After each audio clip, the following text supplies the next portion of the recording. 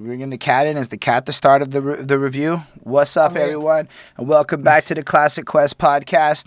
This is the show where we go through albums track by track, listening to each of them live on twitch.tv/behindthatsuit with you. And if you're watching this on YouTube, we cut that out. And we listen to albums like Linkin Park's Reanimation. Not going to lie, it's mostly hip-hop oriented, but we'll get to this album in a quick second. But we're open to everything. And if you want to pay us to review your album, patreon.com/behindthatsuit. And we're happy to help you fluff up your press kit. Holla at your boys. That's all I'm trying to say. I subscribe, like, comment, all that YouTuber stuff. Cop that pickle merch if you want. There's stuff at behindthatsuit.com if you want a mug. You can buy a pickle mug now. Anyway, now, yeah, I bought shoes. We'll see what they actually look like. I don't know if the shoes are nice. I should get them in, and we'll see how it all goes. I digress. That's right. We in the plug ourselves era of this show. My name is Holden Pharoahe, and joining me today is... My name is Chris Krwlng. With me, I've got my little cat, Linksy. That's right. We're bringing cats on. Get them views up. That's what it is. We also live on TikTok. So if you want to follow the TikTok at Behind That Suit, we don't know what it's going to be like. The TikTok evolves as we figure it out more. Anyway, I want the pickle hoodie. No, I want the pickle hoodie is a confusing sentence. It has a positive and a negative inside of there. On that note, we are here to talk about Linkin Park's Reanimation project. And we like to start all of our reviews off the same way. Talking to you, fans of Linkin Park. This time I'm one of y'all, so I'm comfy coming into this review. But we like to tell you our familiarity with the various artists that we're going to talk about, because you coming to this long album review, we already know it's going to be a long review. You know that you're a fan of this project. That's why you're clicking on a review this long. So we feel we should tell you where we're at coming into this project. Chris, tell the people both about your Linkin Park fandom and your experience with Reanimation. So my Linkin Park fandom, I stumbled upon Linkin Park through like Much Music, MTV music video days. It was In the End, Numb, like the kind of like the bangers, right? The kind of the bangers there. The early bangers. But I never There's like got into Linkin Park in terms of like their albums. I think part of it is because like I had access to being able to listen, to like choose the music I listened to, and I wasn't forced to like buy albums and listen to all of that. Like I was able to like LimeWire. What are you trying to say about Linkin Park's albums, Chris? Nah, that's not what I'm saying. Don't even try to put me in that box. Don't even. You and Zalmanel are gonna. I'm just saying I don't know much about their whole catalog besides their like the bangers that were put out and just like I guess the mainstream songs that I know. So this is also my first time listening to Reanimation. You've never heard Reanimation before. Not like again, I've never willingly gone and like sat down, bro. Like when did this album come out? I was how old? July 30th, 2002. Bro, I was born in 93. And like there's no way I was touching Linkin Park in 202, bro. Like what? I was like 8. Is that what we call it? 202? Is that how we say it these days? We don't go 2002 no more. We're that's like 202. That's just me being Chris. Either way, this is gonna be fun. All right, so I have a very different experience with this album. A young 12-year-old, maybe 13-year-old me heard In the End or Numb. I don't remember. No, it was Numb. The music video came on once upon a time, and it was over. I became a Linkin Park fan at that moment in my life. All of this is biased. I have to acknowledge the fact that this is anything that has the words Linkin Park in it comes with a high degree of don't trust my opinion if you want objectivity here. I'm a huge Linkin Park fan. I'll put crazy money into the Linkin Park Underground. I've got like 4 Linkin Park Underground t-shirts somewhere in a closet. I've got the fucking discs from like their fucking B-sides and extra songs that nobody else really heard. Because remember back in the day when they did that, like you would pay to be part of an underground fan club and they would just like send you extra discs and shirts and things like that. I don't know if they still do things like that. I guess that's Patreon. That was Patreon before Patreon. Shout out Linkin Park. Anyway, so I was really into it, but I vividly remember the Reanimation project because it was whenever one of the Austin Powers movies came out. And it was the very first time my parents had given me money to go to the mall on my own and like I could spend that money how I wanted type thing. And I remember vividly copying Reanimation and then walking from the Music World in Cavendish Mall over to the movie theater in Cavendish Mall and watching the Austin Powers movie, and my parents were like, you should have done one or the other, not both. YOLO, bro. It was the right choice. Then I listened to Reanimation when I was like 13, and I had no idea what the fuck I was listening to. I did not get I didn't understand the remix album at that point in my life. You kind of sound reanimated, to be fair. So, I'll fix that after. You're the only person who hears me like that, Chris. You have to remember that. Okay. And anyway, basically, yeah. I came back to this album recently because, for years I've been listening to shit. And I remember the moment when I knew Jonathan Davis was on this project. I'm like, what the fuck? Jonathan Davis is on this? So I basically opened up the track list and looked at the track list for the first time, like recent, like a couple of weeks ago. And I'm like, what the fuck? Black Thought? Pharoahe Monch? Aceyalone? And I'm just running. Aaron Lewis. Y'all remember Aaron Lewis? He used to be a thing. And I was just like, man, this is a crazy bunch of features. I think it was the Alchemist that really caught my eye. And I'm like, damn, who the fuck is on this project? And I went back to it and I'm like, this shit's ridiculous. This is a 2002 album. I really enjoyed it, even if some people may not. I was like, I think we got to talk about this project today because I haven't listened to it in a long time. And so here we are with the Linkin Park Reanimation project. I was just like, holy shit, all these people are on this project. And you know what? I never heard nobody be like, y'all ever hear the Black Thought Linkin Park song? Never. That never comes up in my life. Nobody talks about Pharoahe Monch and Linkin Park. Just never happens. At least in my life. Maybe that happens in your life. You can let us all know in the comments. Anyway, that's where we're at with my familiarity. I could talk a lot about Linkin Park, and we probably will. But Chris, what do you think about the title and the cover? I like the cover. I like the little Gundam style robot looking thing. I have seen the cover though. When I saw the cover, I remember like I have like little flashes of seeing this picture somewhere, maybe like edited or whatever. But I do like have that. And then just Reanimation. Now that I've listened to the project, I'm like, that is actually really cool. But I don't know. At like a first glance, I was just like, I guess this is somewhat go look at the Hybrid interesting. Theory cover. Because this is the remix album, The Hybrid Theory. Right. Yes. Right? I don't know if you've ever looked at the Hybrid Theory cover before. I mean, I've seen the Hybrid Theory cover. You flip the character into a Gundam. Yeah, absolutely. I'm saying as like a first impression, it's like I really like the Gundam robot. I really enjoy like what that is. But in terms of the title, I'm like, now that I've listened to the project, I understand like why it's Reanimation. But at first, I'm like, this is kind of interesting, I guess. That's what my first impressions would have been. Yeah, it's really cool. I liked it a lot. It just feels like this just makes me feel like a young teenager. I think it stands out. I remember they played to this character or this style of art for like the whole beginning part of their career, and it was fucking cool and just like stood the fuck out to me. And I like the orange.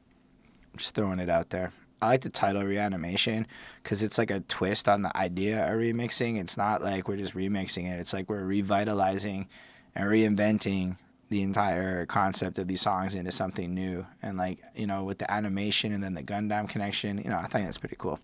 Anyway, I don't have much more to say about the cover. We got to talk about that, so in case I get a copyright flag on the cover, I can fight that shit. On that note, let's move in to the opening. All right, Chris, what do you think about opening?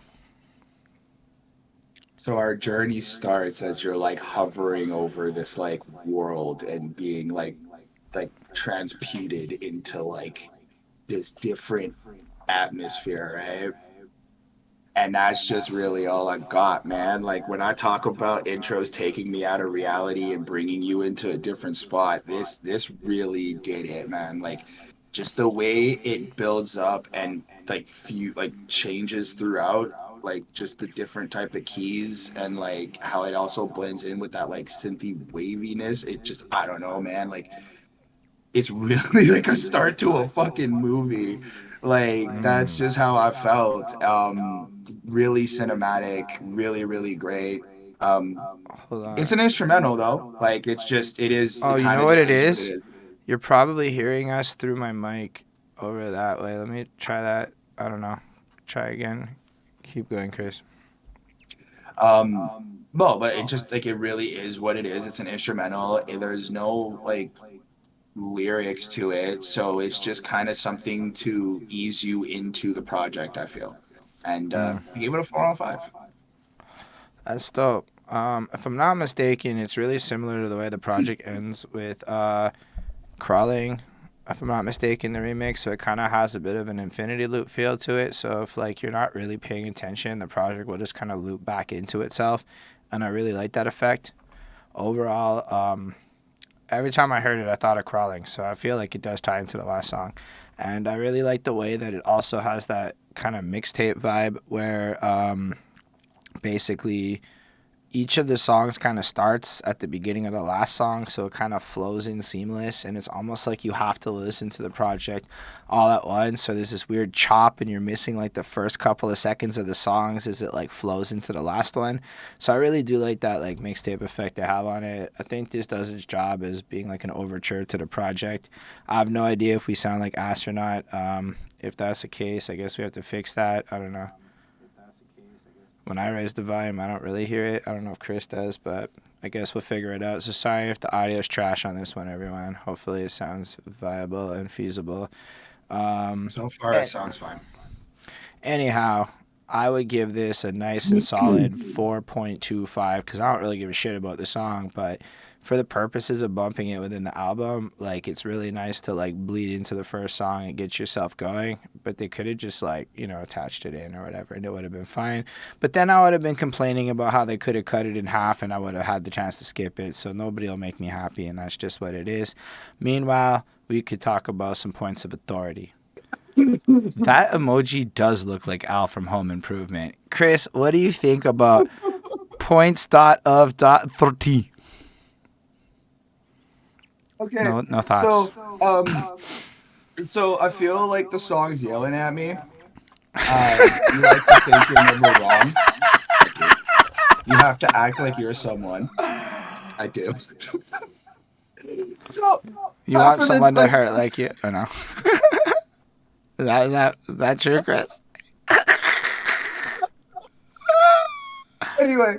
You want to share what you've been through? Well, you live what you learned. Absolutely, dude. Like this shit's crazy. Okay, like I forgot how great Chester was. Like I'm Chester just is one of the. say I don't that. care what anyone says. You might not like Linkin Park. That man's voice is one of the nicest voices I ever heard in music, and he can do it clean live. Live. Dude, it's the energy and the actual rage and pain of what he's saying in his screaming is fucking incredible. Incredible. It's That's fire, right. dude. It's just like really Tell him, high Chris. packed, high energy. Like the drums and the my ADHD brain loves it because there's just so much happening. And then they throw in the edits, and it's like, and the way that, and I'm gonna say this a bunch of times on this, but the way that they like Good. they edit his screaming, dude. It's like for like a. Tell Like him, imagine Chris. in a modern era where like you're listening to music and then the technology starts to glitch and shit. That's like the same effect I get with like listening to some of these songs here. And I'm gonna say this repeatedly. I apologize to everybody, but this is so crazy. I really enjoyed this song. I think that like like a lot of relatable lines. Obviously, um, it's a really great start. Like, and I like how the first song on the project was like very smooth, very soft, very like eases you into this, and then they start off with like something this heavy, but it's not like heavy. Like it's just it's oh my god, it's just right, dude. It's just right. Like you got to watch this episode because a lot of the excitement and passion comes from the flaring of the hands and the That's right. face. To the four Like of I you on can't Spotify even bumping this with no visuals. like straight up like I can't express how great this like anyway. Okay. 4.5 on 5 though. That's just kind of where it landed for me. This song's real fun. It's like I remember being young, and when it came out, I was sad that they made this a single because I liked the original one better.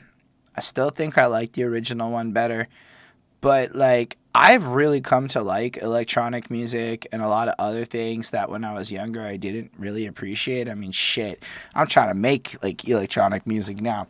So coming back to this album with where I'm currently at musically is just like fucking wild. It makes me feel like Linkin Park was ahead of their time on this whole project, which I might say a whole bunch of shit, but like if this came out today, it would just fit into the landscape of what a lot of this cool experimental music or the alternative side of things is doing, and it would just sound like it belonged in the landscape right now.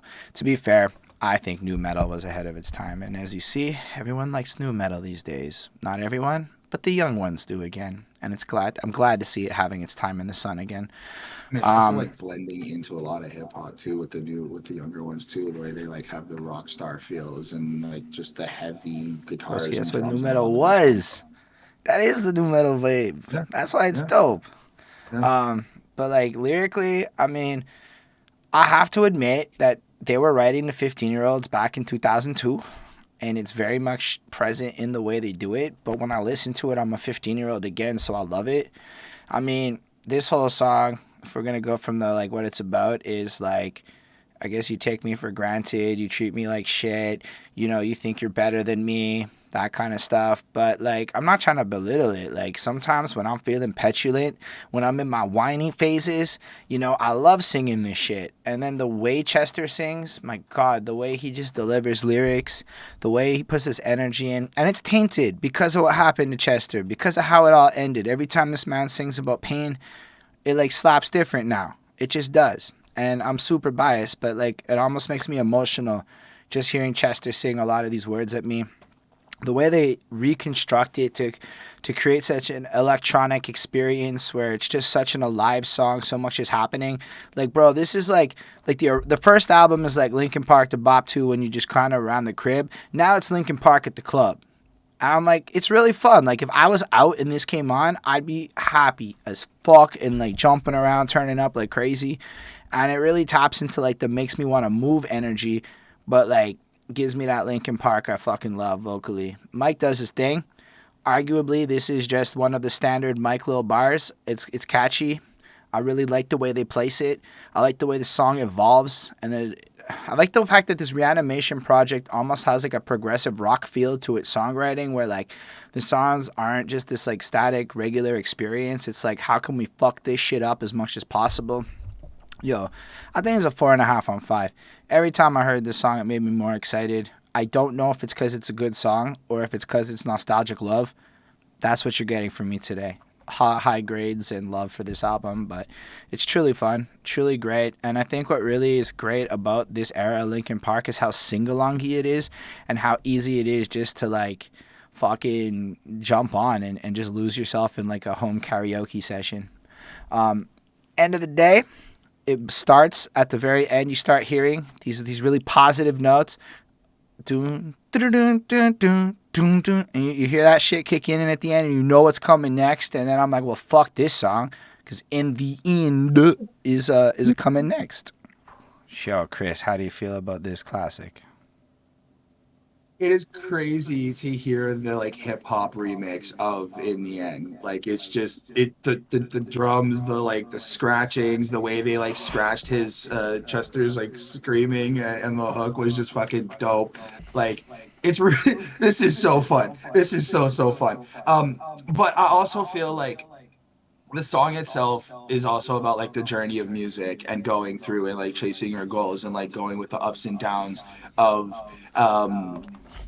just how like I guess the industry is and like dealing with people on your journey. That's how like I took it, right? And just like in the end, it doesn't really like none of it actually matters as long as you just keep kind of doing what you're doing. At least for me, it's dope, and I like Method Man, Motion Man. Method Man. I like Motion Man's verse. They're all pretty solid, to be fair. I just think that Mike Shinoda's verse 3 was just the best one. Just the way, like, man, like, it doesn't even matter when you look at it now, because when I disguised as slime, I was scared of it all, scared to fall, and I haven't even tried to crawl. And it's like the way he just does that, and I'm just like, also like think, right? They were when he wrote In the End, right? Like they had it like dropped Hybrid Theory and shit, and then between that and this, they become one of the world's biggest motherfucking bands. It's just Already, like, blew out the fucking gates like that. It's crazy. it's crazy. I also like the interlude. I think that that's also like pretty hip hoppy, just shouting out the people and like just kind of having that little fun moment there. This also gave me a little bit of like a this could really rock like a live show and like dancing and like break dancing as well. Like people here could just be like, okay, whatever, spinning on their heads and shit while this is going on, and they're like shouting out the names, and then like even while they're like Mike Shinoda's rapping or even Motion Man's rapping, it's like there's this like party vibe to it in a sense, as much as it's like still sad and you know very heavy lyrics or content, I guess, but it's like it's still got this like freeing feel a little bit. So I did really appreciate it. This is a 5 on 5, straight up, just Facts. Like, for me, this song's crazy. I would arguably say this is the very first remix of my life I ever liked. Right? Because already I was into In the End. Like, already that shit blew my fucking mind. Like, I heard that and it was over. Like, arguably that's what got me into music was like Linkin Park, that album. So, whatever. And then this shit comes and Mike just changes the verse on you. Right? Like, when I was designing this rhyme, when I was obsessed with, from that point on, it's like, wait, this is some fresh ass content. Like, yo, Mike Shinoda was my favorite rapper for a hot minute, right? Like, I mean, I like other rappers, but like, Mike Shinoda was my guy back in the day. And like, this is kind of reminiscent, I think, of like that Fort Minor shit. Cause like I know people heard that one Fort Minor project, but that a whole bunch of shit nobody ever heard. Where I feel like Mike was an excellent person that never got any recognition for that side of his career. So for me, it feels like sometimes Mike's got like this inferiority complex where you just want to come and rap better than you, but he's like richer and more famous than like most of the people who make fun of him. So it's kind of an interesting paradigm in terms of his placement in the career versus, you know, other things. But this song just oozes with this sense of like, yo, that last song, maybe it was this corny relationship song I wrote back in the day. But now I'm just like, fuck all of you. This is like, fuck all of you energy. Like, you all doubted me, and it doesn't really matter. Like, they repurposed the fucking song to make it go from this cheesy love song shit where, come on, it's amazing. Let's be honest. In the End's one of the greatest songs of all time. And then turn it into this, like, fucking amazingly completely recontextualized version of the song where now it's like fuck the haters. In the end, it doesn't really matter, and I really like that. I like the way they really flipped it. Mike's rhymes have always been cleaner than probably most people. Maybe being signed to a major label and having 14-year-olds as your fan base does that to you, but like here I feel like he just delivers these flows that are really clean. His enunciation's on his point. When you really look at his bars, it's not overly corny. It's like the right level of, I could fuck with that corny. Motion Man's verse is nice. I've never heard another Motion Man verse in my life, but this one's nice. I fucks with how he flows on the song. That third verse, though, does come with this extra level of passion and energy in his delivery, like some nail in the coffin shit, this vendetta Mike's had with whatever acceptance he's chasing, and he's finally realized, fuck it, I'm the dude in Linkin Park. What can you say to me? And he's got a point. The beat's nuts because it's reminiscent of the original In the End beat, but it sounds like they chopped it up and fucked it up and made it really cool. This shit's a 5 on 5. I love the way it flows. I like the way it just takes the song in a super hip-hop direction and really makes it fun to listen to. And this stands up next to the original. It's hard for me to say which I like better, but I like the original better. But it's hard for me to say that because this one's so good. Anyway, let's go on to a completely pointless mechanical-driven track, Chali. Okay. Chris, what do you think about this? I mean, okay, I don't care. Neither did Spotify. Neither did anybody. I think that because of like the time, and that was like the thing to do, and it was cool. Maybe that's It wasn't why. cool. But I'm like, I just whatever. Like, I think this could have been attached to like the next song. I see how they're introducing Charlie Tuna. I don't. Anyway, I can see how they're introducing that character and like that rapper. So cool, but like you could have just clipped it to the next one, and it would have done the same effect, in my opinion. Um, with that being said, it's a 3-on-5. Let's talk about mechanical royalties. Once upon a time, mechanical royalties, well, I mean, they're still a thing, but when you sold your album, one of the royalties is related to the number of tracks on your album, not songs. Let us be clear. A track and a song are not necessarily the same thing. A 25-second phone call voicemail is a track. As far as the mechanical royalties is concerned, it has equal value to every other song on the album. So a lot of albums, especially on major labels, are chock full of mechanical track boosting tracks. So it's really about getting higher royalties on the project and increasing the track list. That's why, like, once that shit stopped being such a focus with, because it's directly, I believe, related to physical sales. So once that stopped, it started way before Marshall. That shit was going on all the way back to, like, fucking, was in, like, what's his name? Big Pun was fucking two hoes on his album. Like, you can go way back to all the classic albums, and everybody's boosting the mechanicals with skits. And then the second the mechanicals stop paying like that, the skits kind of disappear pretty much fucking immediately. So look at that. Economics running art and how it's always been in history and time. So that's all this is to me, a mechanicals grab. Spotify really don't fuck with this shit. Like, the rest of the album has like 8 to 9 figures of views. No, 7 to 8 figures of views. This shit has 7,000 spins. Okay, 7,000. But like, yeah. Mechanical royalties just be what they are. I'm pretty sure every fucking major label executive was pushing artists to increase the value they could get off of an album, because it's just money. This shit's a 1-on-5. It is literally pointless and adds no value to the project, and it would probably be a better project without any of the phone calls, in my opinion. Let's talk about Forgotten. Dead ass, lately, the only people I ever see tagging shit around Montreal are young teenage girls. I never see male taggers lately. It's all these like little white girls running around tagging shit. Anyway, dead ass, when I'm cycling around at 2 a.m, you see people tagging shit here. There's always these young women, like in the Linkin Park video just there. I never see dudes doing this shit. I'm only ever catching shotties doing the tagging, like wandering around by themselves, little marker and shit. Anyway, what's up, Chris? How do you feel about Forgotten, featuring the guy introduced on the last voicemail? Bro, his verse is fucking wild.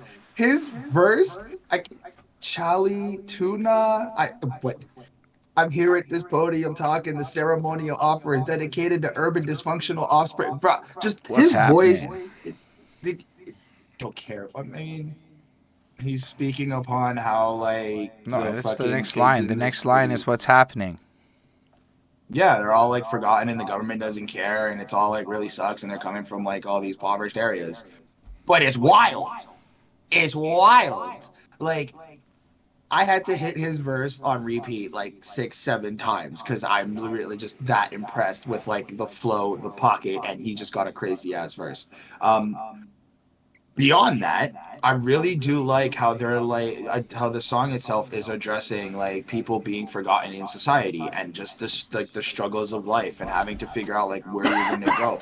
I like how verse one, Mike Shinoda is like in this place of, from what I get, like anxiety. Like, we're stuck in a place so dark we can hardly see a manner of matter that splits with the words that I breathe. For me, it's like, yeah, I can see this whole like you're looking at the world and everything, but I also feel like you're kind of like also expressing that anxiety feel towards how like the world is. Kind of wanting to run away, like I block out the sight of the powers that be and duck away into the darkness. Time's up. Like, I just want to hide. I don't want to deal with that shit. And then you got like, so it's pretty solid. And then you got the pre-chorus, which is okay. From the top to the bottom. At the core, I've forgotten, taken far from my safety. The memory won't escape me. I mean, it's cool. I'm just like, all right, but I like how it's integrated into the actual song. They've got like still those edits that kind of flow through. And again, like just the way that there's this like modern technological feel to it. Like, just the weird glitches in it and how everything, even like with the music videos, it looks super like futuristic in a sense. I like how it feels like there's these it's like everything's kind of broken and chopped up as well. Like, we're also hearing this on like broken tapes and like broken cassette tapes type shit. So that's something that I also really thought was cool. um Mike Shinoda's second verse is solid. I nothing to say there. But I really do think that like the third verse is what keeps me locked in, and I'm like, this is fire. Um, yeah, all this is just a straight banger, 5 on 5.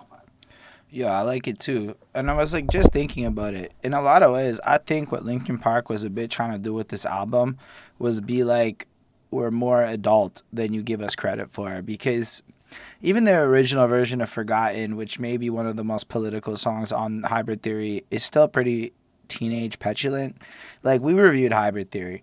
If I'm being objective, it's a whiny fucking album. Really whiny. This album, though, is not as whiny.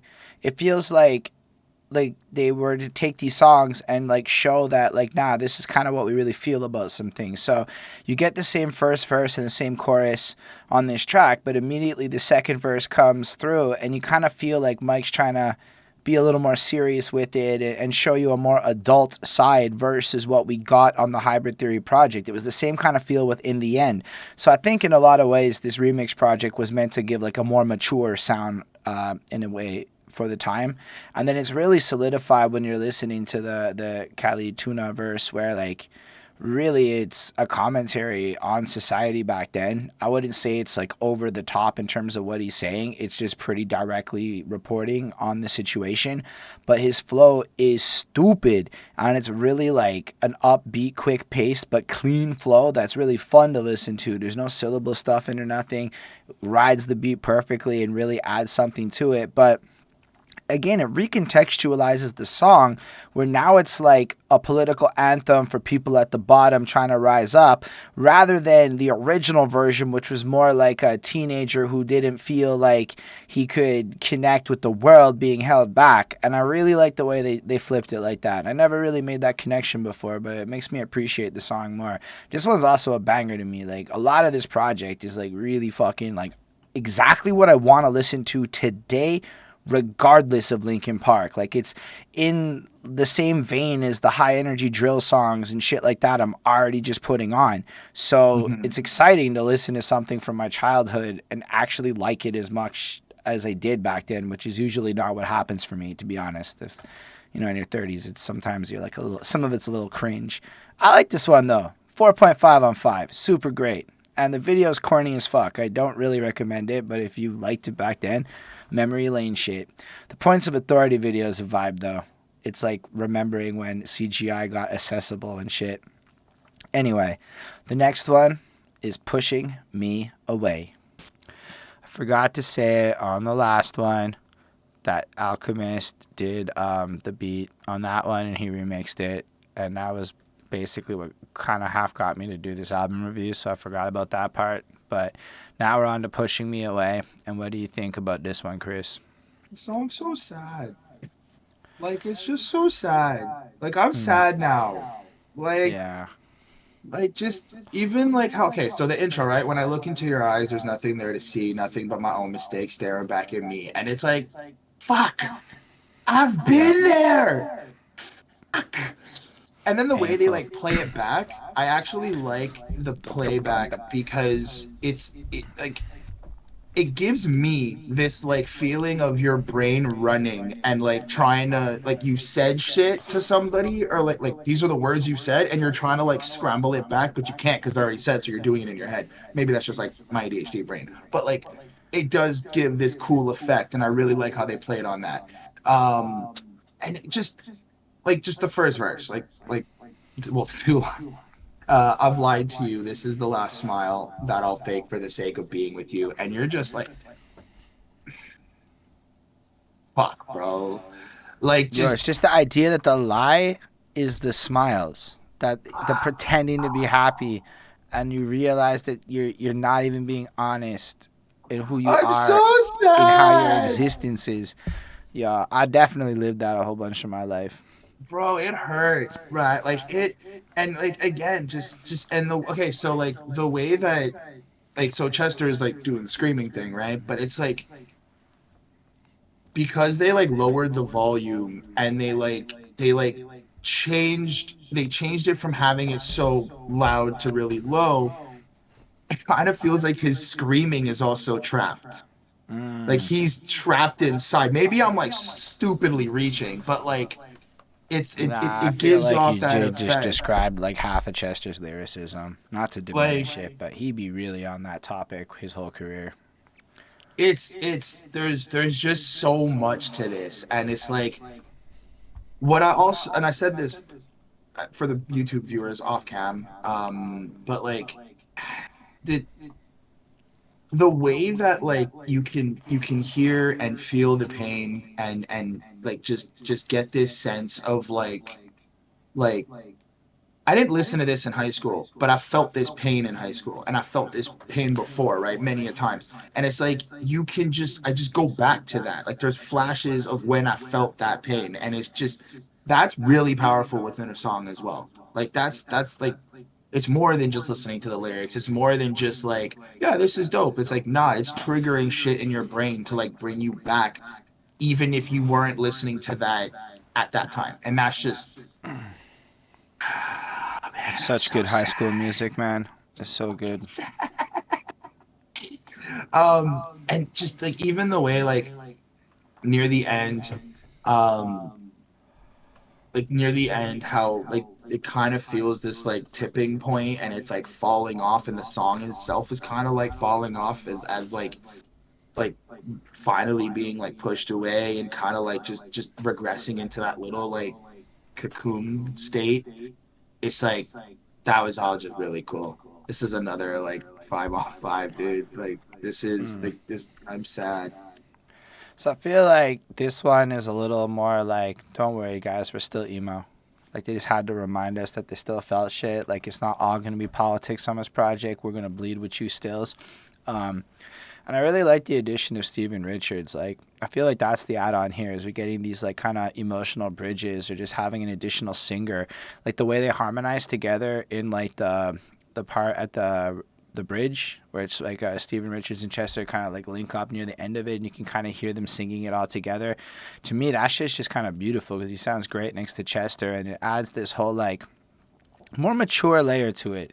That's what I feel like the guests are doing here is they're taking like what they already had and just adding this extra layer where it kind of shows there's more to this relationship, the situation we presented. It goes from like the high school version to like the early 20s version, you know? Like I feel like that is conveyed with like the reverse psychology's failing miserably. It's so hard to be left all alone.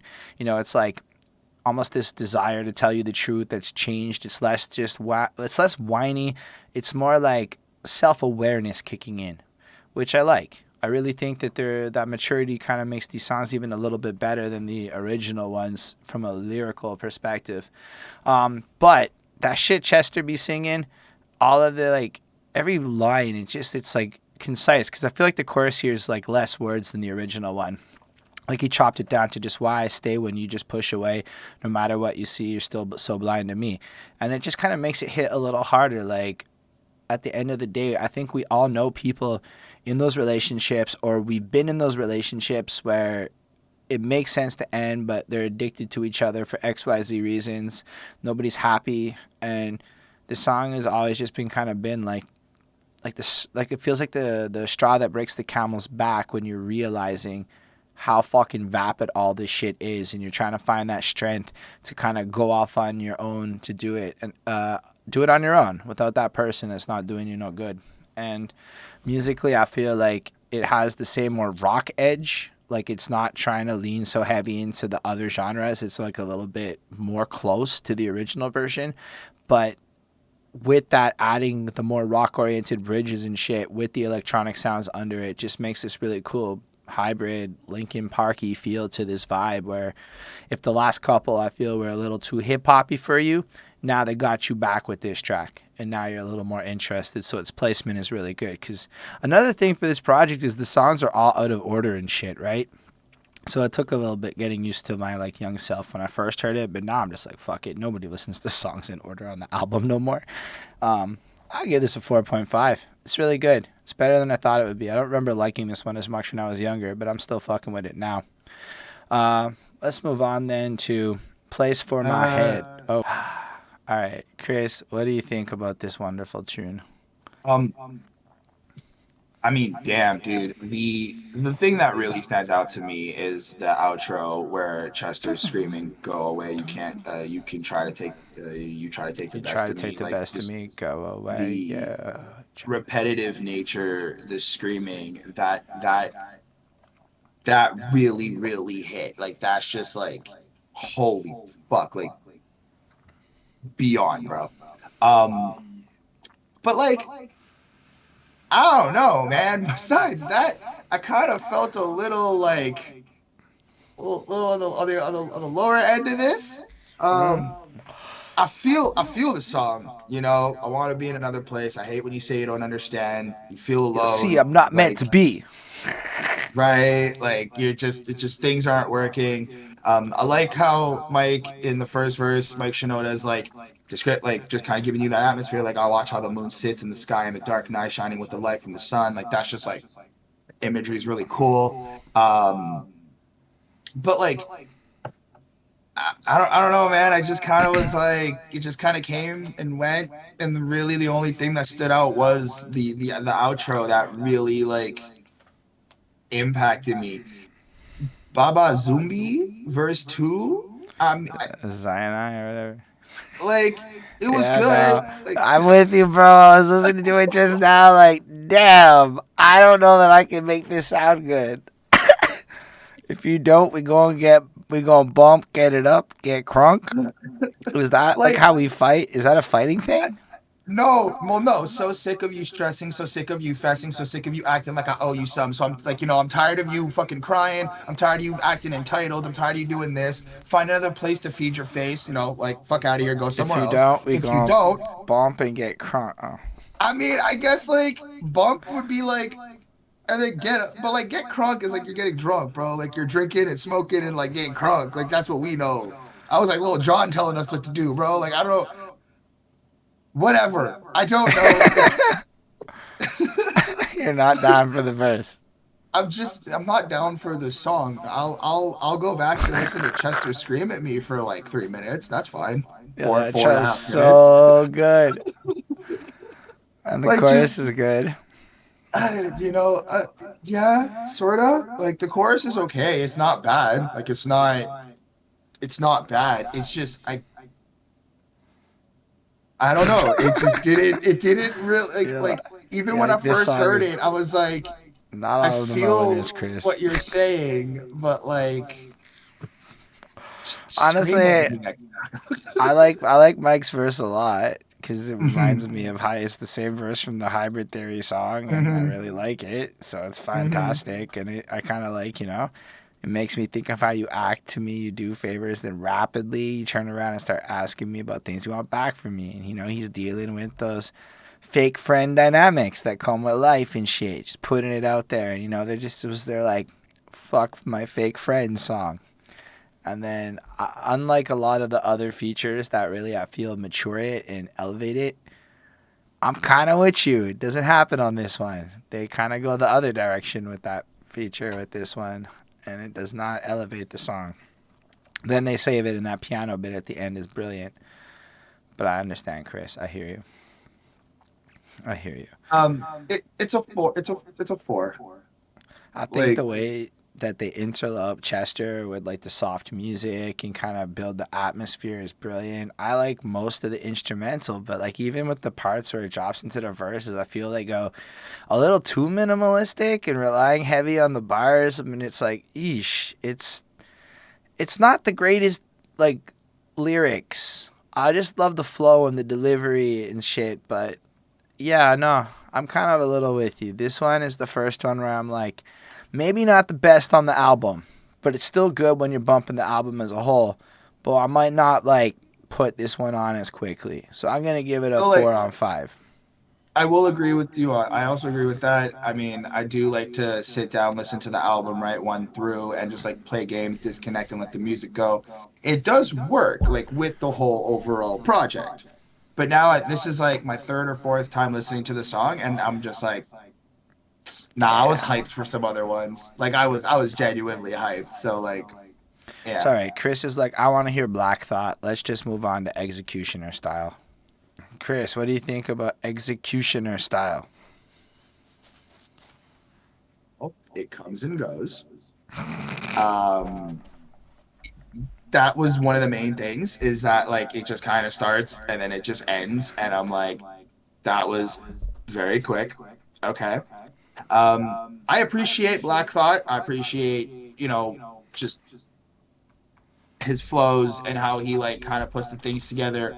But I just kind of felt like he was just rapping about rapping and like rapping about being the best. And I'm not always like, okay, like I know. Um, but it was cool. Like it was that's really all I kind of felt. Like I prefer the whole shut up part again. Like I think there's something about like the what I'm expecting from like Linkin Park project, from what I know, and it's very minimal of what I know, right? That I'm just like, some of the like the rap parts, I'm like, I don't know if I'm feeling it, but all the Black Thought fans are gonna kill me for this, so it's gonna be fun. Anyway, it's a Bro, 4 on 5. I don't know how many Black Dot fans are going out of their way to watch this review. I think you in the clear. Watch this be the one time I'm wrong and we go viral. Let's go. Black Thought makes a diss song about us. Let's go. He's like, oh, 45 caliber killer, but out of the filler, dilla, thriller. Like that was cool. Like the way he does his shit is cool. I'm just like, Does it? Bye bye Stadium, Chris. We liked you. Now you're gone. You can go back to dissing Black Thought. what? No, I was not. I was not dissing Black Thought. The song's a 4 on 5. Like it's good. I just like, I just didn't feel like he said anything. Like there was a song that made me sad, and then there's the other songs that are like, I'm coming out of my skin and you're fucking with my brain, and then we've got the one where it's like, you forgot the poor people and the people in society. And then Black Thought just came and was like, I'm a better rapper than everybody. He is a better Godzilla. rapper than everybody. So I'm like, okay, yeah, you are. Like, you are. So like 4 on 5. Like it is what it is. I like the song. I thought it was cool. X-Ecutioner styles of like, because there was like a song that the X-Ecutioner's DJ group did with Linkin Park back in the day. So this does feature Raida from the X-Ecutioners. So they're also on the track, and they link up with Linkin Park to remix, I think, X-Ecutioner style, or just maybe it's just other shit. I don't know. But definitely they have Forgottens from the top. Then the Shut Up When I'm Talking to You from fucking, One Step Closer. So they kind of blend that all together, and then Black Thought just kind of comes through and does his verse and just sounds like he laid down a little Black Thought. I'll be real. I don't think Black Thought tried as hard on his Linkin Park verses. I've heard him try on other verses, but it sounds nice. It's a great addition to the album. I wouldn't say it's like my go-to song, but I think it's cool more than I think I like it. Like I think it's cooler than my actual like for it is. But I'm also not necessarily one to just be like jumping at all the extra scratching and shit. It's not really like something I incorporate a lot into my music or go out of my way to seek. So I think it's just something I think is cool. So I'm giving it a 4.25. I really like it as an idea more than I would listen to it. That's all I got to say about this one. The next one, though, is High Voltage. All right, Chris, what do you think about High Voltage? Is it the unforgettable sound? No, Chris is like, it's a forgettable sound. I'm sorry, Holden. Dude, I I don't like. Okay, the flows are great. Flows are great. Pockets are great. Everything's great. The hook is okay. And I like. I mean, they can rap. That's non. Like you can't argue I that. certainly hope Pharoahe Monch knows how to rap, Chris. No, but I'm just like, yo, what are y'all saying? What are we talking about? This The is great rappers on another level intellectually coming through with the superior power of mind power to blast through you on some K Reno shit. Yeah, and we all know how much I listen to K Reno. That's we all know that. Chris is like, I super love late 90s fucking underground hip hop feel. Although when Pharaoh Monch went, "Who's the man demanding you hand over the Land Rover?" I died. I fucking died. That's like Eminem-esque. I don't know who did it first. I don't know what Monch did it happened. first, broski. That's what You don't I remember caught. Organized Confusion in like '93? No, no, I don't. We No, did I the don't. review, broski. I don't remember reviewing Organized Confusion. Oh, you stopped You doing did the Classic review. Quest because you were like, I don't want to go hip hop no more. The old shit's boring. I did that album and wrote Lose Weight. I can't. I fucking can't. Okay. Anyway, his rapping was just so great. But like, I don't know, man. I'm just like, it's cool at first. Like when you first listen to the project and you get to the song and like you're like vibing with the whole thing. It's like, all right, this is dope. And I really did enjoy it. And like again, Pharaoh Monch came in, and that's really what stood out to me was the how he started his verse, and I just loved it. But then like I don't know, a couple listens later, I'm just like, I I whatever. It's like a 4.2 on 5. It's okay. When I was in Cégep, which is Quebec's weird college thing for Quebec only, so if you're not from Quebec, Google it. This shit was like everyone's like the underground rap people that I hung out with, like the people who would be like listening to Jedi Mind Tricks or like Idea and all them. This was their favorite Linkin Park song. This is like High Voltage. I believe it was on the Hybrid Theory EP, which is separate than Hybrid Theory. Also, Carousel's fucking ridiculous. Actually, the Hybrid Theory EP slept on. We should talk about that one day. It's a fucking great project. It's only 6 songs, Chris. It's only 6 songs. All right. We got it. But High Voltage Original, these are the exact same verses. But I remember it was like Mike trying to rap his ass off relative to like most of Linkin Park, which is Mike making pop rap. Let's be real. So like I really fucked with it heavy listening to it. I feel like what Pharaoh Monch does is ridiculously fun to listen to from a flow perspective.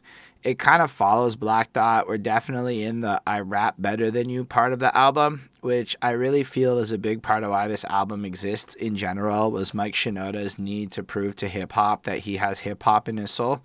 I might be wrong, but that's what I believe.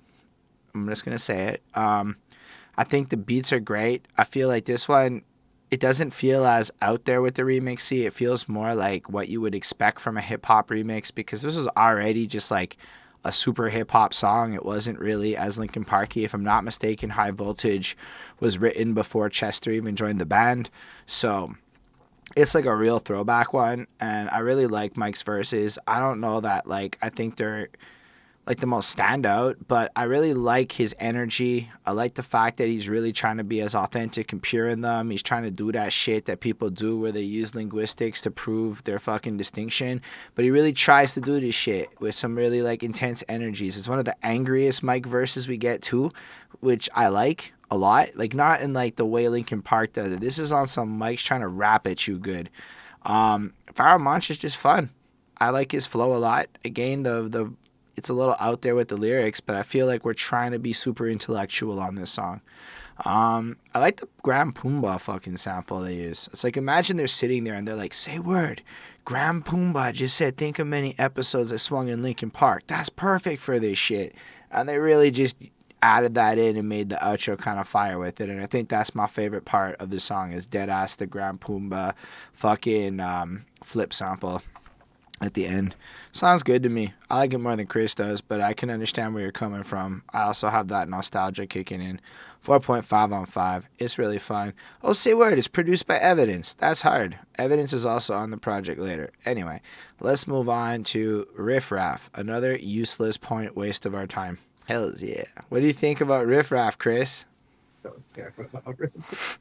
It's really not worth thought. Chris is like, why do we have to talk about this? It's there. I'd rather spend the next minute explaining this song and being like, I could not go to the open mic and like, No, get ready for my day job. Or we can bring you to the open mic and talk about Riff Raff. This is not the rapper Riff Raff. This is a DJ guy that worked with Linkin Park before this project.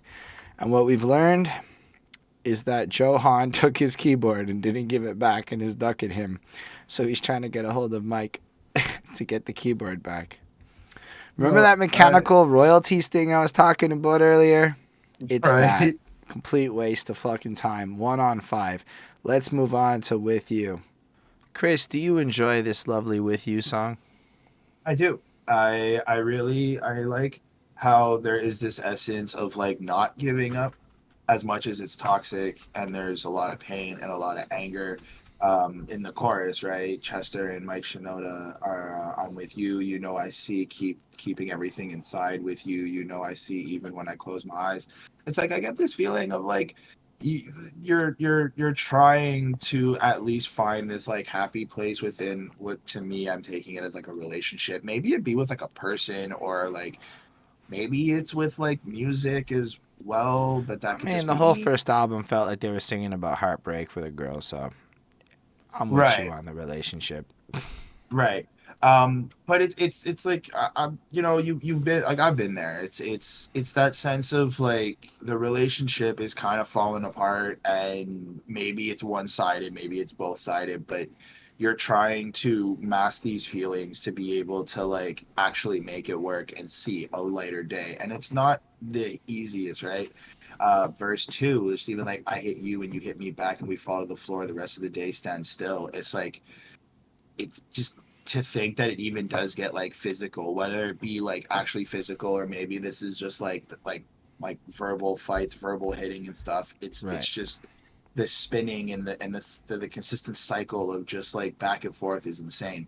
Um, I also really like how do you say it? Aceyalone? I see alone. Aceyalone? We also Aceyalone? reviewed his album. I don't think I reviewed his album. He I hearted don't our remember. tweet, okay? Not fair. But I like his verse a lot. I like his like how he raps and how he's on point. No, I won't let you control my fate while I'm holding the weight of the world on my conscience. And that really stood out to me because it's like sometimes you really do feel like just everything is on your shoulders, everything's on this decision you're going to make and some decisions that you have made. And even though that could just be like internal anxieties and just things that like you're feeling, it's still a real thing. And I thought that was just a really serious line. No, Mm. I just won't sit here and wait while you're weighing your options and making a fool of me. Like just it felt more like he was connecting with the song and the theme of the song more than just like rapping from what we've gotten so far from other rappers on here. Um, so like I thought it was really good. I gave it a 4.5 on 5. Yeah, I really like this song. I mean, I already liked With You because it's a banger. The lyrics are kind of what they are. It's back on that, like, self affirmation. This relationship's fucked up. I don't know if I can really be here anymore. This isn't working. A bit on the whiny side, if I'm being real, but it hits my feels and I really like it a lot. But I think what really adds to this song is the Aceyalone feature, where he really does come in with a cool flow with really like powerful words, kind of reflecting on love being love, what it is. This isn't exactly good for me, and I'm not willing to be tortured by you. And I really appreciate the way he delivers on theme in a way where you're right, more so than other people. But I do think some of the earlier tracks on the project, the rappers who came on theme, like, you know, were really on point. But I could see where you could feel away for a couple of tracks, fine. But Aceyalone's verse really adds a lot to the song. It feels subtle. Like, honestly, if I didn't realize it was a feature, I honestly would have thought it was just Mike doing another verse, to be real. But I think it's cool that Aceyalone's there. And I'm like, in my head, I'm like, how the fuck did he get on the album? Like, how did this album come to be? Who did they reach out to? Like, there's a lot of questions I have about the creation of Reanimation now that I'm really fascinated by, because it's a really interesting feature list. Overall, I like this version of the song, but I feel like I like the original version more, and I was never as drawn to it, and I really do think the Aceyalone part's like the real selling point of it. At this point, this is one of the ones I would probably skip over in general, though, if I was listening to it, because I don't know, it just doesn't pull me in as much as the other ones do. So I'll give it a 4, because it's well made, and I respect it, but for some reason, it just isn't hitting me at this point in my time, in my life, I mean. And we can talk about Intermission. I mean, it's it's nice. It's okay. Like it's just it's an intermission. It does what it does. It doesn't really do much. It wasn't long enough to me to feel like I got into anything. Like the intro song, like took me out of my world and brought me into this world, right?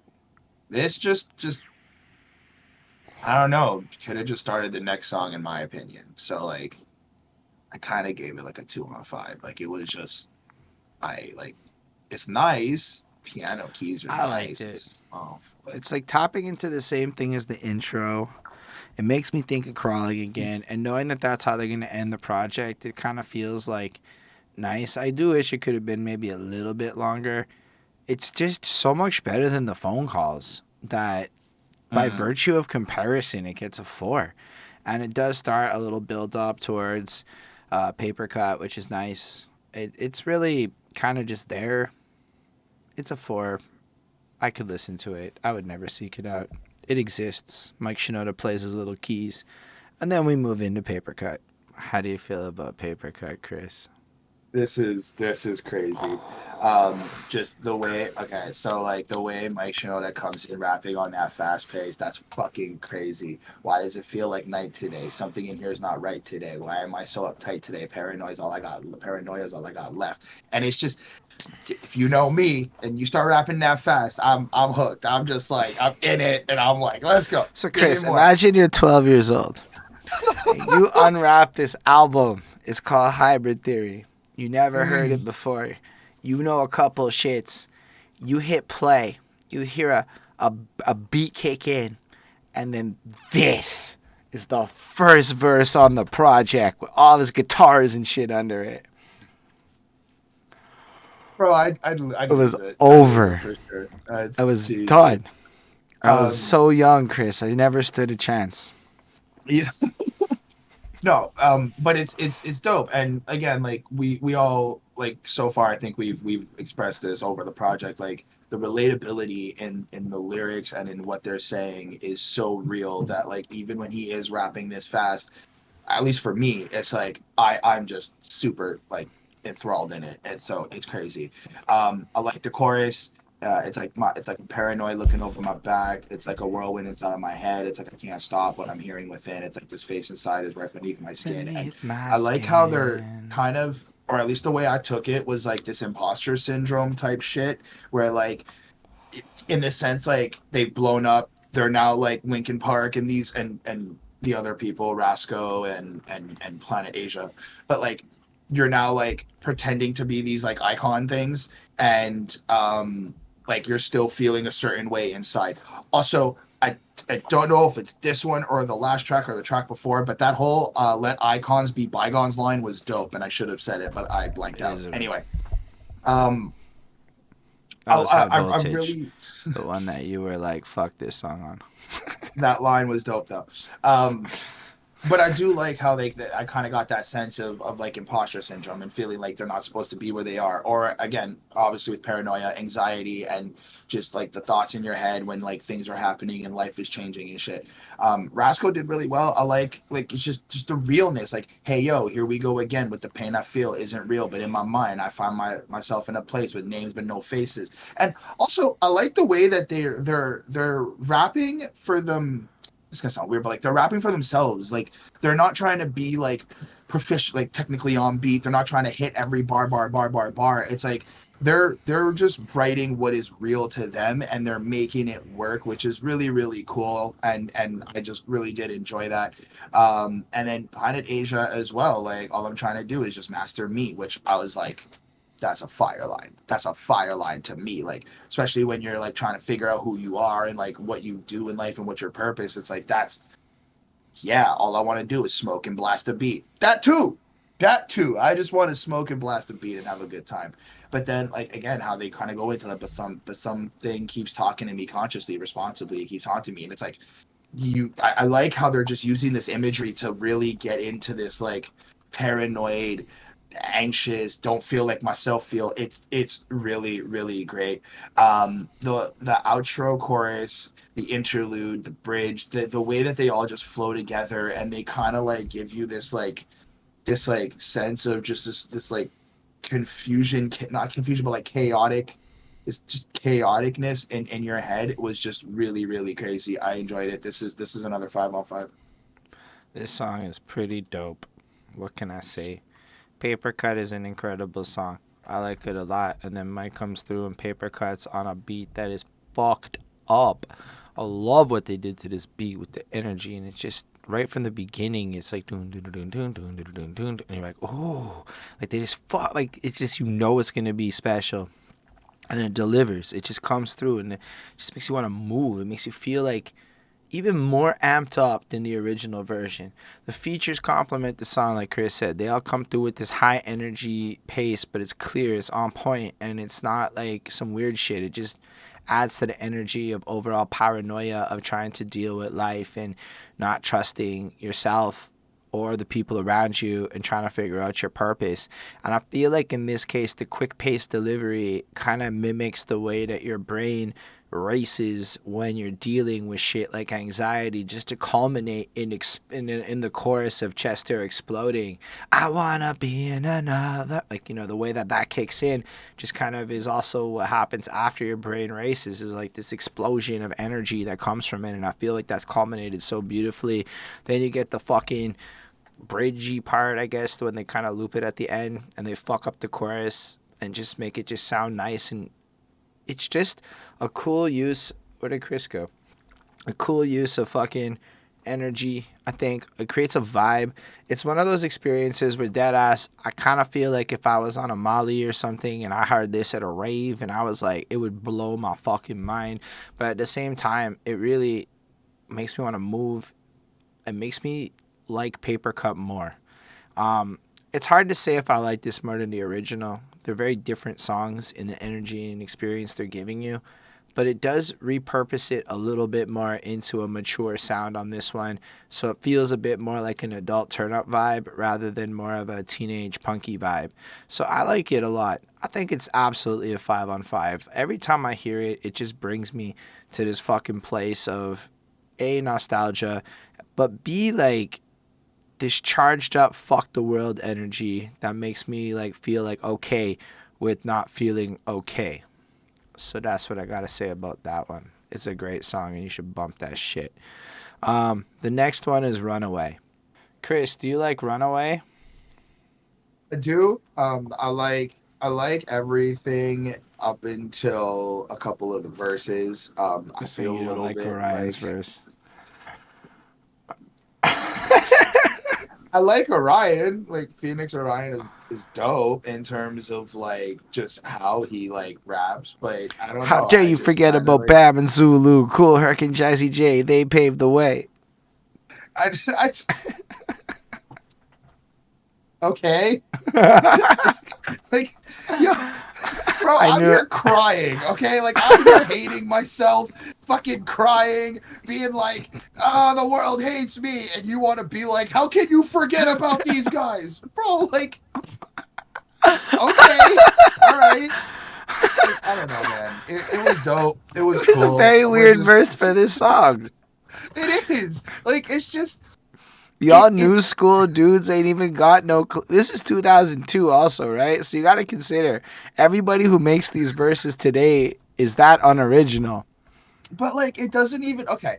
Like, it doesn't even feel like banging hits in the backyard on an LP song. I'm a little communicator, Pheonix Orion. I wanna run away, and you're like, what do you mean? Where are you running away from? What are you running away from, Mr. Communicator? You're the one. We're running away from you, telling us to remind us of who the fuck we gotta listen to, bro. Like that's.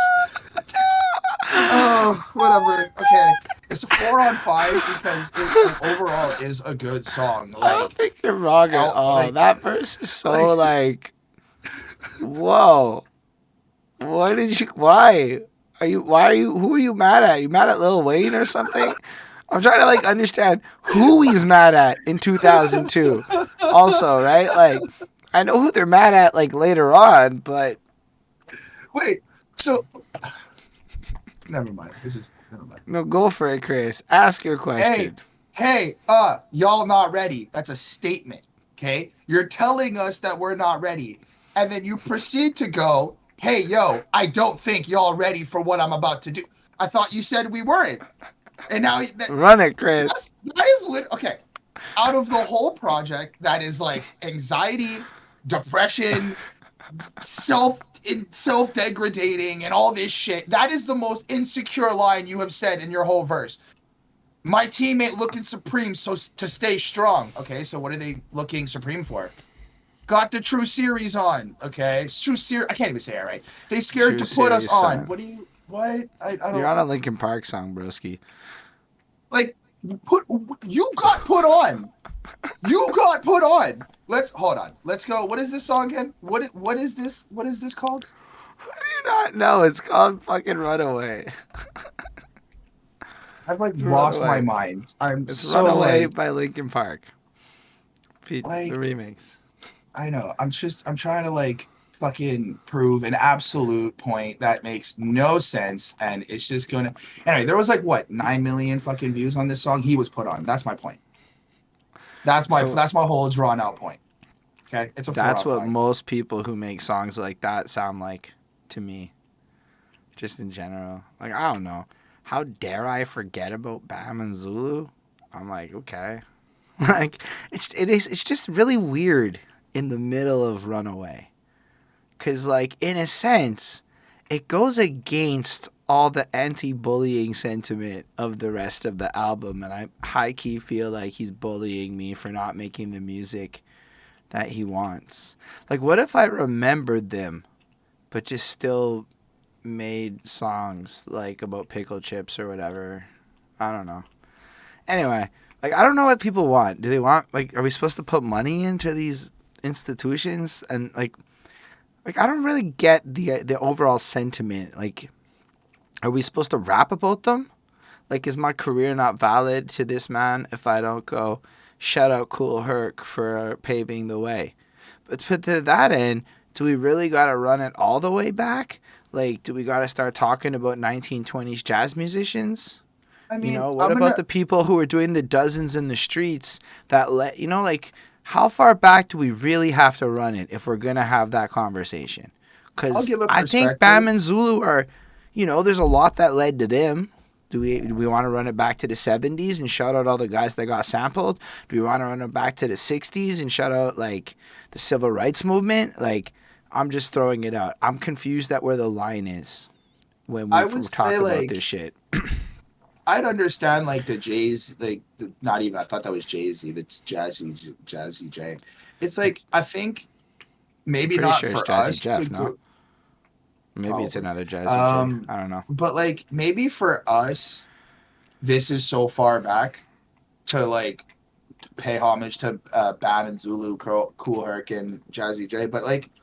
We should pay homage to like Eminem, Lil Wayne, and all the fucking DMX and the people that we look up to and sense. So I could understand like maybe in 2002, Pheonix is like, yo, y'all the rappers, you're not paying a thing. Look at the people who raised us. Like I get that, but it's like I'm not gonna go back and be like Kool Herc. Like I know who Kool Herc is. It's just a strange song, It's a strange song. Like, graffiti decorations under a sky of gray, the constant apprehension still giving me away, the lessons I've forgotten in spite of all I've learned. So I guess you could be like, yeah, the lessons of the foundations of hip-hop, and y'all new hip-hop rapper guys suck ass because you ain't... Like, what? I'm mad confused.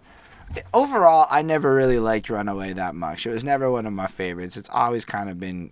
high-key, fucking whiny, simple. I mean, this is the most 14-year-old lyrics ever.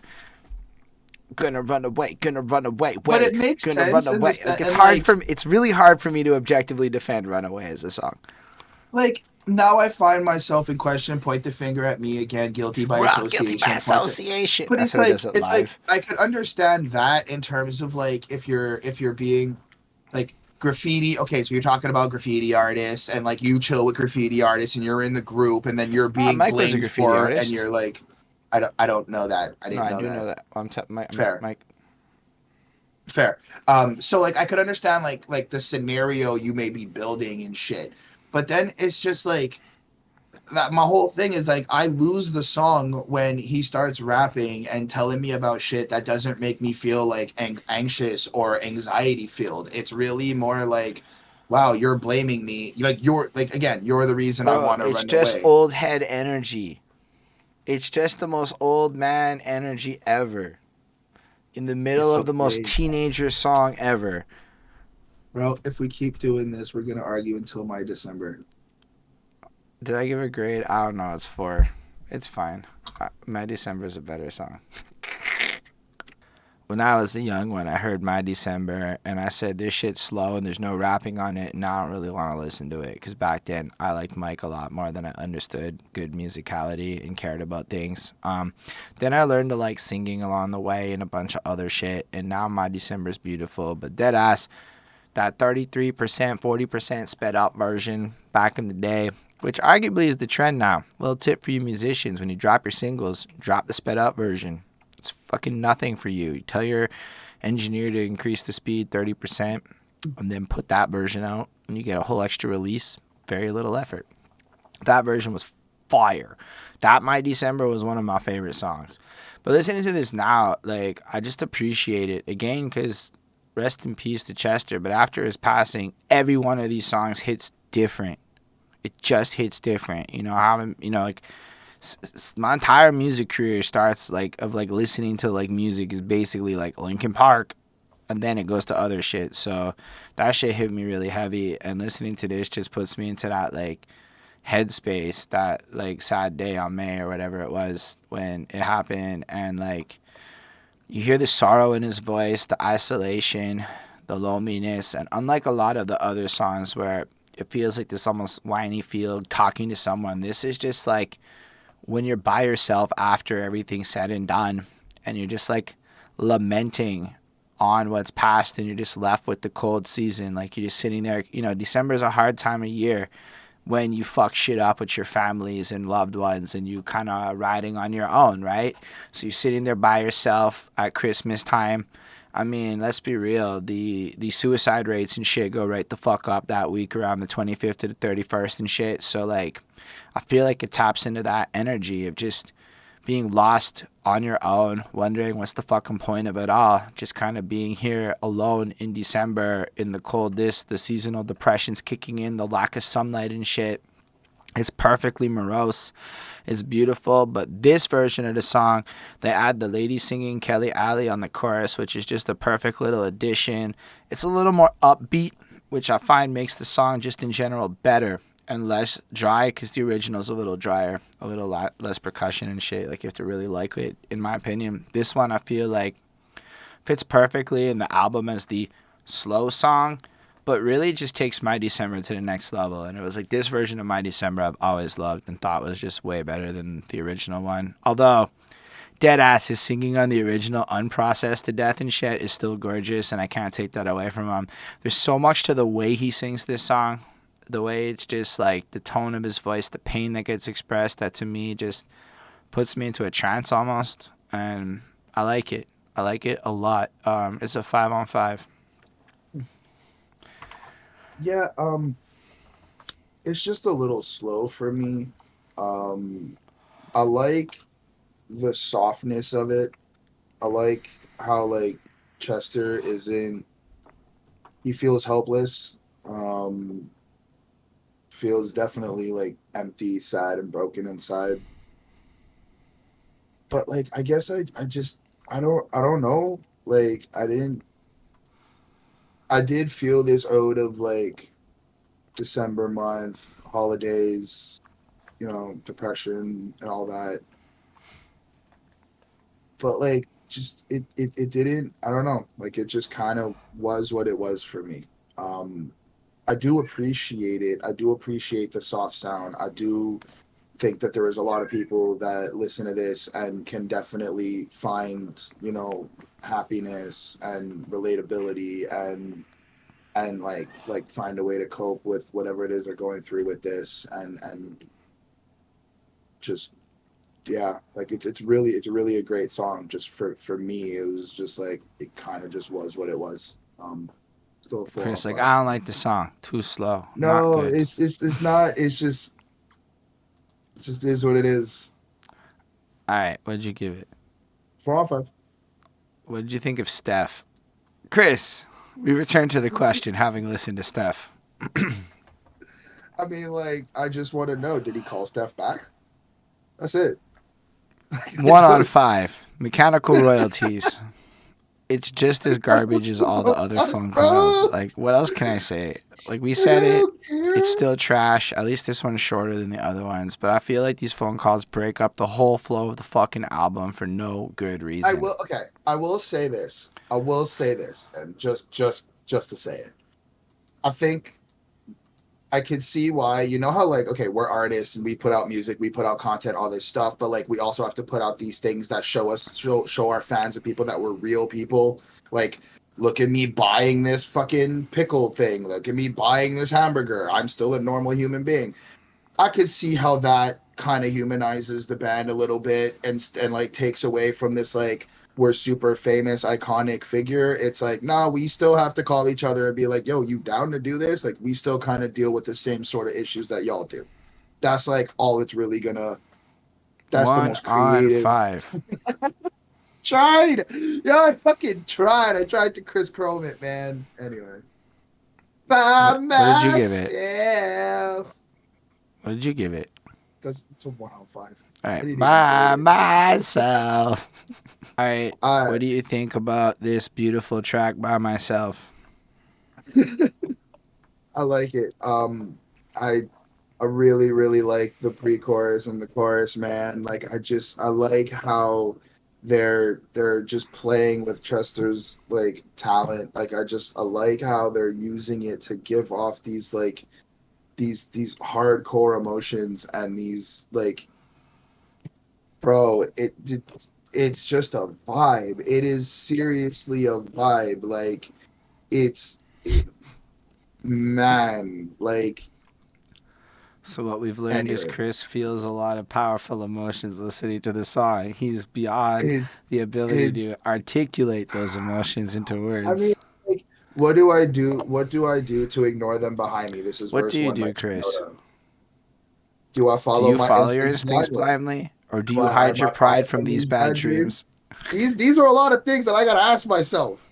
These are a lot of things. Like that's where I think this like Linkin Park really did well. Mike Shinoda did well. Chester did well in like just how they like not anybody can take these lyrics and make it sound the way they sound. And that plays a really big role in why they blew the fuck up. And I know that that's super obvious, but I just feel like it has to be said. Like, when I hear this and I sit down and I really think about it, like sometimes I listen to music and I feel like it's like, I'm like it's talking to me, like I'm self reflecting on it.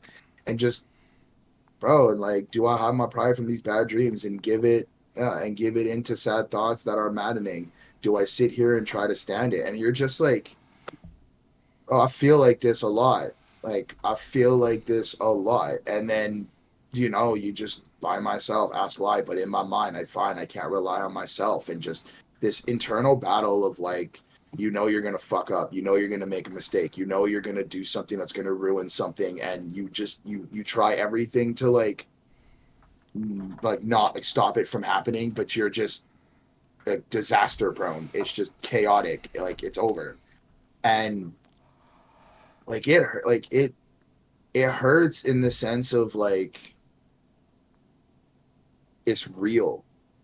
Like that's all I can really say. Like it's just real. Verse I two, Mike definitely. Shinoda. If I Yeah, turn my back, I'm defenseless, and go blindly seems senseless. If I have my pride and let it all go on, they'll take from me. I'm not, I don't want to read all the lyrics, but just you could just pull out any of them, and it's like you just sit there for a moment and just like calm yourself and read the lyrics, and you're just like, fuck, like we all feel like that. And maybe I'm being hyperbolic, and I shouldn't be saying all, but you feel like that, and many people feel like that. yeah, that is it. That is it. This is a 4.7 on 5. Like I thought it was really great. Even the interlude, the don't you, like the you know, you know what's crazy?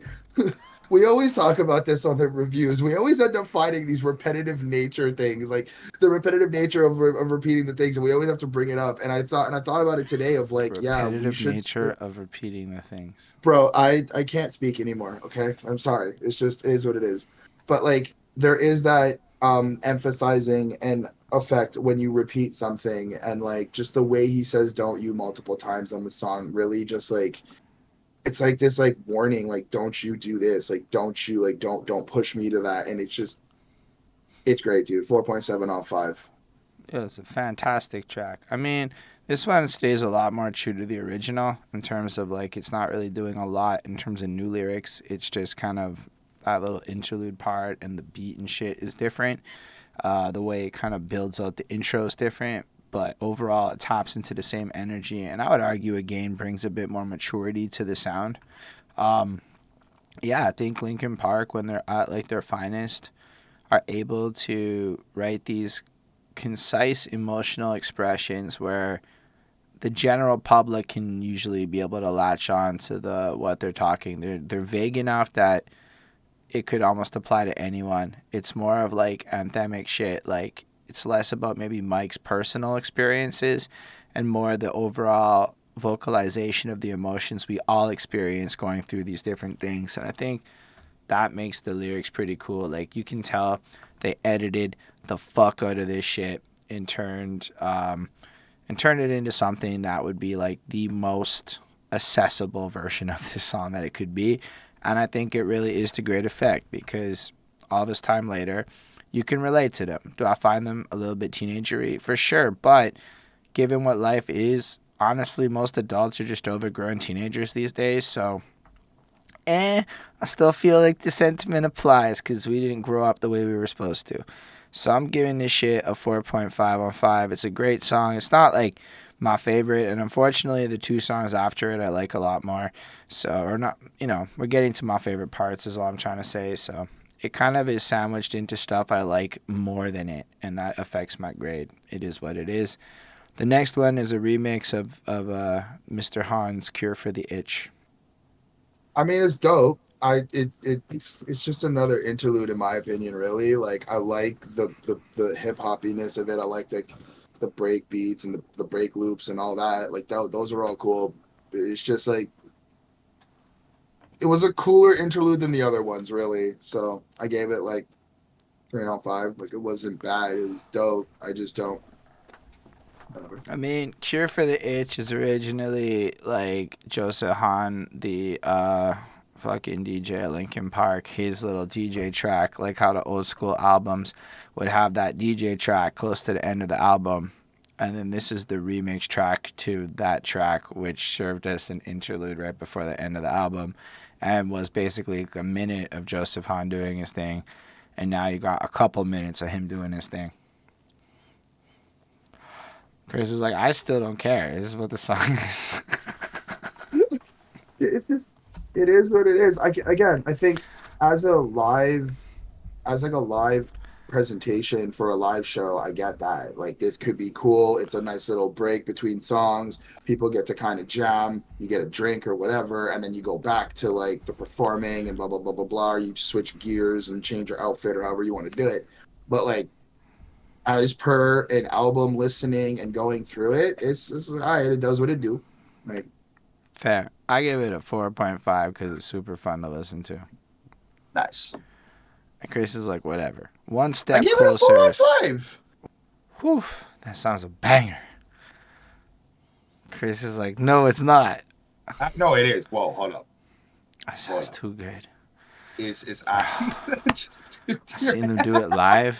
I'm pretty sure I saw that version live once, and I saw the other version live once. But they now do by the time I saw them, they adapted the live version so that part that they do like in Live in Texas, that's Jonathan Davis's part sung by Chester live, and it's super hard. nah. So hard. This is a banger. This gives me that same feeling that like the other songs that I don't like. This is what's missing. It's that hardcore rush, anger releasing feeling that like I just love so much from Linkin Park. Like just what we've been getting. Um, It's dope, bro. Like, this is another song where I feel like they're just breaking out of, they're just dealing with stress problems, and like, I can't take this anymore. Saying everything I've said before, all of these words to make no sense. It's like, it's like just the pressure and the weight of everything that's bottling up inside is starting to explode, and I like how they really show that with just the screaming and just the way that, like, it's just like they want to explode. It's great. Like, it's kind of really straightforward to all things considered. I do like verse 3, Jonathan Davis. These are the places where I can feel torn from my body, my flesh it peels. Like, just even that description, how like he just, like, you can kind of see like you're just falling apart and like just ripping yourself to shreds during this ride. We can't cut up what we like. Waiting alone, I cannot resist. It's just like you Oh get man. this feeling of just there's not, like, something good is not about to happen. It's really something bad. Like, it's something bad that you just get, and it's oh man, it's like you really got to just go through the experience and feel it, because it leaves you with these feelings of like just your own self. And at least for me, like, I just, like, it makes you think, bro. It really just sits back and like makes you sit back and think, like, See, Linkin Park is not overrated. It makes people think.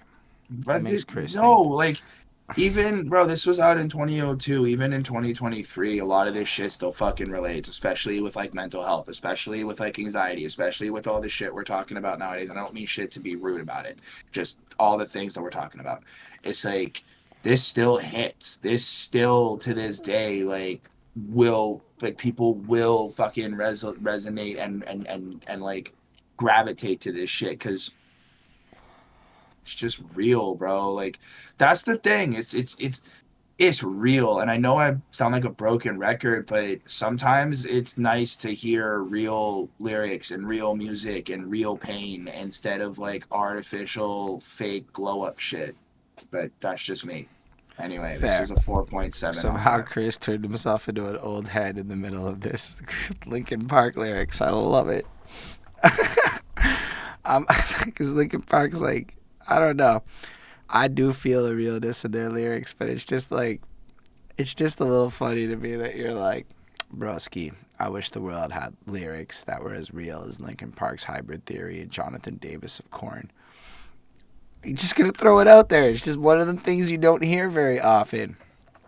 But I agree with you. But what am I supposed to say? A little young me heard that it was over, you know? That's what got me to buy Hybrid Theory, you know, was them singles from the Linkin Park album. You see them with the red hair and shit, all spiky, fucking upside down shit happening in the music video. This is the only song where like Mike really screams at all. And then you get, you know, the emo-ness of fuck you, I don't like the way that you make me feel, done through Linkin Park shit. Like, who wasn't young being like, shut up when I'm talking to you, shut up, shut up, shut up, I'm about to break. If that is not every teenager's emotion, broski, it's just so simple. Breaks it down, captures the rage inside, the confusion of people. But then this version is fucking next level. The way they flow all the music together with the electronic composition and shit is just surreal. It really creates a vibe. It's a long song. It really gives you a chance to get sucked into it. But once it layers in and Jonathan Davis starts singing, it feels like when it hits the next level, like this third verse was what was missing from Lincoln, from One Step Closer the whole fucking time. And you just listen to him ride it through. And I say that because you see them perform One Step Closer live, and this is just part of the song moving forward. Like, it just is. And it's just better live when you see it. Like, if you've ever had the pleasure, I got to do it in '07 and '11. I got to do it twice. It was beautiful experiences. But, like, yeah, they just did this version moving forward. Like, it's longer. It's got a vibe to it. You can extend it in pretty much fucking indefinitely. And I don't know, just the way everything culminates together into the chorus at the end when it hits, it's like you're waiting for that the whole song, because then they don't give it to you. They don't give you the full chorus until the very fucking end. and everything else is almost a build up. It dead ass feels like nutting a little bit when you finally get the chorus. Not like a lot, just a little bit. This shit's a 5 on 5. I love this song. Okay, let's talk about Krwlng. What do you think of the final track on Reanimation, Krwlng? Like how we end the project with like this sense of like still being trapped inside. Um, it's weird in like this peaceful way because even though we've gone through so much chaos and so much like just ups and downs in the project, we still come to this like whole point and like this like this whole finish point, and it's like we can still kind of go on even though we feel the way we feel, and that's why we're crawling in our skin. That's just kind of how I felt about it. I really like the slow build up. I really like how they edited and like glitched his voice out, Chester's voice out. I've been saying that all project, but it really does add this effect of like of disconnect, of disassociating, and like that there's like this fear that like it kind of adds this like sense of fear of like losing that happiness because it starts to skip, it starts to go away. Yes, it comes back and you're like hanging on to it, but then it starts to skip again and you're like, I don't know, man. It's just really an emotional roller coaster, to be fair. um it's great, dude. It's really great. I think the original version, maybe because I've heard the original version. I can't like recall, but I'm pretty sure the original version I think I might like better just because it's more like heavier to me. This sound had more of like you Um, still got like the heaviness and like the pain from it, but it didn't. It still felt edited a bit. Like that's, I don't know how else to really explain it. Like it just felt lowered a little bit. So I left that Fair. with a 4.5 on 5. I really like this song. I mean, they completely flipped Krwlng on its head, but Krwlng is a powerful tune. It's weird to hear Aaron Lewis's name. I can't even believe Aaron Lewis is on a Linkin Park album. I guess it makes sense. Stained was like a new metal band. They probably were on tour one time, and this shit came to be. I could see how Linkin Park and Stained ended up on tours together or festivals together and shit like that. But yeah, Aaron Lewis is here, and it's been a while. But I think he does a great addition to singing on top of Chester and adding this extra harmonic effect to the song. I like the long ass intro and the way they just kind of put like parts of the song, almost like it's like a best of Krwlng before Krwlng starts in a sense, and it gets you really really fucking hyped for it.